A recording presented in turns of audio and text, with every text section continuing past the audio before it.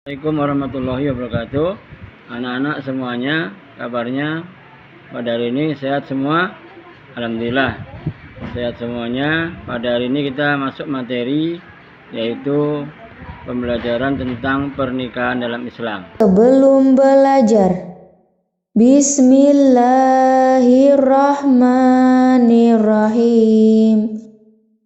Raditu billahi robba wabil islami dina wabi muhammadin nabiyya wa rasula. Rabbi zidni ilma warzuqni fahma.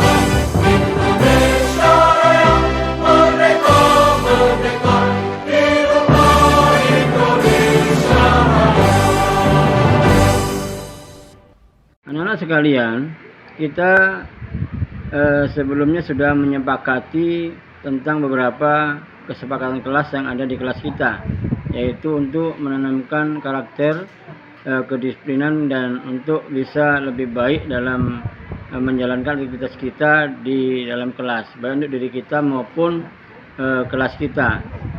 Dan kesepakatan itu sudah kita sepakati bersama, seperti ada yang di dalam tayangan slide. Coba kita perhatikan bersama-sama. Anak-anak, model pembelajaran kita hari ini Bapak menggunakan blended learning, yaitu suatu model yang kita gunakan melalui problem based learning atau PBL, yang terintegrasi pembelajarannya dengan diferensiasi berbasis sosial emosional learning. Nah, adapun tujuan pembelajaran kita pada tema pernikahan dalam Islam ini ada 4 poin. Yang keempat itu harus bisa kita dapatkan, kita pahami setelah proses pembelajaran kita lakukan. Di antara 4 tujuan pembelajaran itu adalah bisa kita lihat, bisa dipahami di dalam slide berikut ini. Baik anak-anak, materi yang kita pelajari pada hari ini tentang pernikahan Islam itu ada 5 poin atau 5 langkah. Yang pertama, kita harus mengetahui apa pengertian pernikahan, kemudian dalil nakli tentang pernikahan, kemudian ketentuan-ketentuan dalam pernikahan, dan selanjutnya adalah hikmah pernikahan itu sendiri. Dalam materi pernikahan dalam Islam, maka apabila kita mencermati tema tersebut, maka timbul beberapa pertanyaan dan ingin Bapak tanyakan kepada kalian semua. Yang pertama, apa tujuan pernikahan itu? Kemudian yang kedua, kenapa bisa terjadi pernikahan dini? Dan kemudian timbul juga pertanyaan, apa yang menyebabkan terjadinya broken home dalam keluarga. Bila anak-anak, sekarang kita masuk ke dalam materi. Yang pertama tadi adalah tentang pengertian. Pengertian pernikahan itu secara bahasa menurut Al-Jami'ul atau Al-Damu bahwa pernikahan itu berarti berkumpul. Sedangkan menurut istilah adalah suatu akad atau serah terima antara laki-laki dan perempuan yang dilakukan untuk tujuan saling memuaskan antara satu sama lain dengan jalan yang halal menurut agama Islam. Kemudian juga pernikahan ini terdapat dalam Undang-Undang Nomor 1 Tahun 1974. Baik anak-anak, setelah kita mengetahui pengertian tentang pernikahan, maka di dalam Al-Quran ada sebuah landasan tentang pernikahan, yaitu yang terdapat dalam surah Ar-Rum, dan kemudian ada dalam sebuah hadis. Untuk itu mari kita baca bersama-sama dalil tersebut baik dalam Al-Quran maupun hadis. Kalian, dalam materi pernikahan dalam Islam ini tentunya kita harus mengetahui apa sebenarnya tujuan pernikahan itu. Paling tidak ada 8 tujuan pernikahan. Yang pertama adalah mematuhi perintah Allah Subhanahu wa taala sebagai nilai ibadah. Yang kedua, melaksanakan sunnah Rasul. Kemudian yang ketiga, tujuannya menjaga kesucian diri. Yang keempat, untuk mendapatkan keturunan yang halal. Yang kelima, membentuk suatu keluarga. Kemudian yang keenam, memperkuat ibadah kepada Allah Subhanahu wa taala. Dan yang ketujuh, menciptakan rasa bahagia.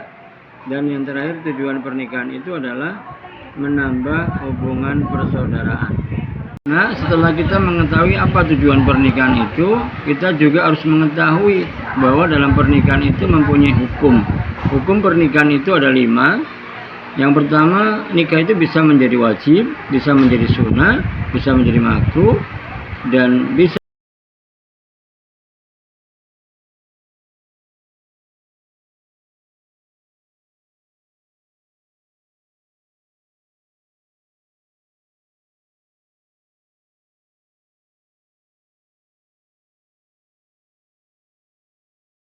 menjadi makruh dan bisa menjadi haram. Kemudian nikah juga bisa menjadi mubah. Anak-anak sekalian, jauh sebelum kita melakukan pernikahan, maka harus kita perhatikan bagaimana cara memilih pasangan atau ketentuan memilih pasangan dalam Islam itu bagaimana, sesuai dengan hadis Rasulullah SAW yang diriwayatkan oleh Abu Hurairah radhiyallahu anhu. Untuk itu mari kita baca bersama-sama hadis tersebut. Ya, ada rukun nikah. Di Indonesia banyak ulama berbeda pendapat tentang rukun nikah ini, tetapi karena kita mayoritas di Indonesia bermazhab Syafi'i, maka rukun nikah itu ada 5. Yang pertama ada calon suami, yang kedua ada calon istri, yang ketiga ada 2 orang saksi, yang keempat ada wali, dan yang kelima adanya ijab kabul. Kemudian ada syarat sah nikah. Sahnya nikah itu yang pertama adalah bahwa wanita yang kita nikah itu adalah bukan mahram kita. Yang kedua adanya ijab kabul. Ijab kabul ini harus bersifat selamanya. Kemudian selanjutnya pihak diantara laki-laki dan perempuan pernikahannya itu memang betul-betul ikhlas karena Allah, tidak karena terpaksa. Kemudian penetapan pasangan di antara kedua calon itu harus pasti disebutkan namanya atau ditunjuk siapa orangnya. Kemudian yang terakhir itu sahnya nikah itu syaratnya adalah bukan dalam keadaan ikhram, di mana tidak sedang melaksanakan ibadah haji atau tidak sedang melaksanakan umroh. Selanjutnya ada jenis-jenis pernikahan yang dilarang dalam Islam. Ada 11 jenis pernikahan yang dilarang dalam Islam. Di antaranya yang pertama adalah nikah shighar.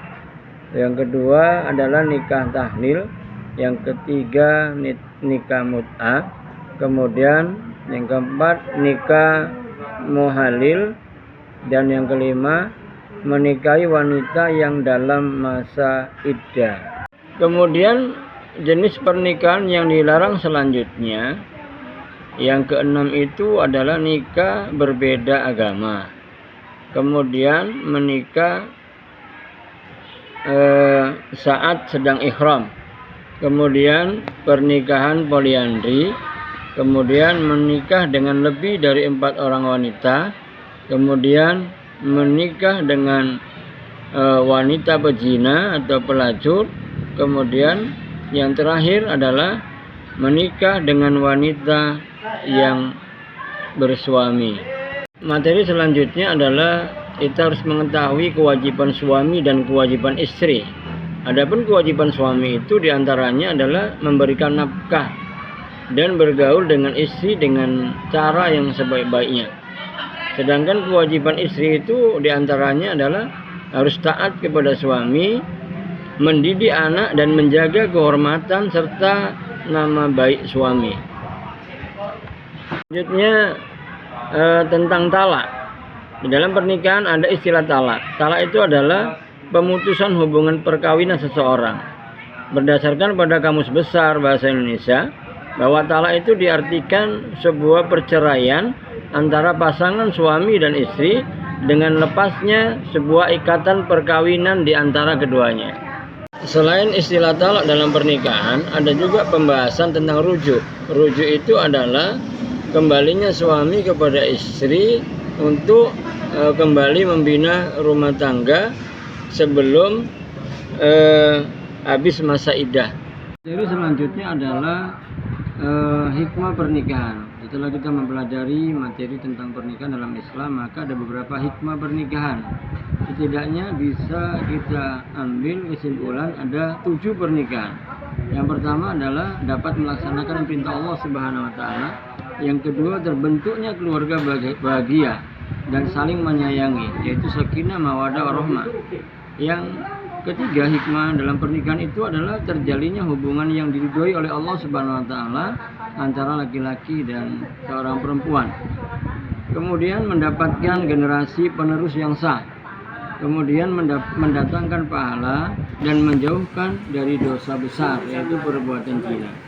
Kemudian hikmah yang selanjutnya yang keenam adalah terjalinnya tali silaturahim antara keluarga dari pihak suami dan keluarga dari pihak istri. Dan kemudian terakhir yang ketujuh, tujuan pernikahan itu adalah membukakan pintu rezeki dari Allah Subhanahu wa taala. Anak semuanya, setelah kita mempelajari materi tentang ketentuan pernikahan dalam Islam, di sini Bapak akan memberikan lembar kerja kegiatan yang harus kita selesaikan. Jadi untuk itu anak-anak semuanya kita bagi di dalam 4 kelompok. Kita bagi ke dalam 4 kelompok. Nanti anak-anak akan menyelesaikan, yaitu kelompok pertama untuk mengidentifikasi pengertian pernikahan, kemudian dalil tentang pernikahan itu. Kemudian kelompok kedua nanti akan mengerjakan, yaitu mengidentifikasi ketentuan pernikahan dalam Islam. Kemudian kelompok yang ketiga adalah mengidentifikasi macam-macam pernikahan yang terlarang dalam Islam. Kemudian kelompok yang terakhir, kelompok yang keempat, nanti Ananda harus menyelesaikan, yaitu mengidentifikasi prinsip dan hikmah pernikahan dalam Islam. Semuanya setelah kita mengerjakan kegiatan lembar kerja yang sudah Bapak berikan, maka materi ini mungkin sampai di sini. Inilah yang bisa Bapak sampaikan. Untuk itu harapannya bisa Ananda aplikasikan dalam kehidupan sehari-hari dan bisa menambah nilai-nilai keimanan kepada diri Ananda semuanya. Untuk itu Bapak ucapkan terima kasih dan Bapak akhiri. Assalamualaikum warahmatullahi wabarakatuh.